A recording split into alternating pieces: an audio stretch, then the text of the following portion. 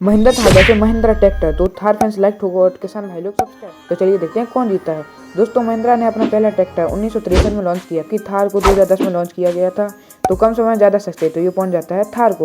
थार का प्राइस 12 से 18 लाख तक होता है, जबकि ट्रैक्टर का प्राइस 3 लाख से शुरू होता है। जहां थार 1 लीटर में 15 से 16 किलोमीटर तक का माइलेज देती है, ट्रैक्टर 8 से 10 किलोमीटर। महिंद्रा थार का इंजन 2190 सीसी का है, जबकि ट्रैक्टर का इंजन 2730 सीसी। अब अगर देखा जाए तो थार के मुकाबले ट्रैक्टर का टैंक कैपेसिटी ज्यादा है और ग्राउंड क्लियरेंस भी ज्यादा है, तो 2 पॉइंट जाते हैं ट्रैक्टर को। जबकि थार की लंबाई, चौड़ाई और ऊंचाई तीनों ट्रैक्टर से आगे है, तो 1 पॉइंट जाता है थार को। थार 4x4 में आती है और ट्रैक्टर 2x2 में आता है, तो 1 पॉइंट जाता है थार को। वैसे मेरी पसंद तो थार है, और आपकी पसंद मुझे कमेंट में जरूर बताना।